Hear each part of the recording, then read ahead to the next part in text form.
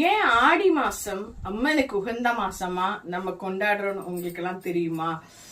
ஆடி மாசத்துல பார்வதி தேவி பூலோகத்துக்கு சிவனோட சேரணும் அப்படிங்கிறதுக்காக தவம் புரியிற சமயத்துல சிவபெருமான் கிட்ட அருள் பெற்று எந்த ரூபம் வேணா எடுக்க முடிஞ்ச ஒரு அசுரன் என்ன பண்றான் அப்படியா, நான் ஒரு வாட்டியாச்சும் சிவனை தீண்டணும், சிவனை பார்க்கணும், சிவன் கிட்ட பேசணும் அப்படிங்கிற ஒரு ஆர்வத்தோட அவன் நிறைய கெட்டதை மட்டும்தான் செஞ்சுட்டு இருந்தான். ஆனா அவனுக்கு சிவபக்தி ஜாஸ்தி.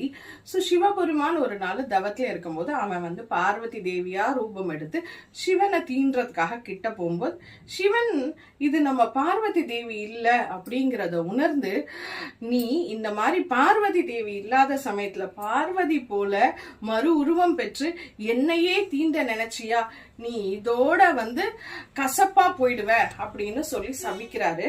அப்பதான் அந்த அசுரன் இதுக்கு சாப விமோச்சனம் இல்லையா அப்படின்னு சிவபெருமான கேட்கும் போது அந்த அசுரன் கிட்ட சிவன் சொல்றாரு, நீ ஆடின்னு பேர் கொண்ட அசுரன்னால எல்லா ஆடி மாசமும் நீ கசப்பாவே இருக்கிறதுனால உன்னை வேப்பிலைக்காரியா எல்லாரும் வழிபடுவாங்க.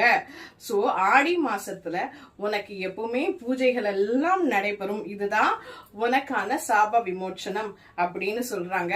சோ அந்த ஆடிங்கிற அசுரனாலதான் எல்லாருமே ஆடி மாசத்தை விசேஷமா கும்பிடுறோம்.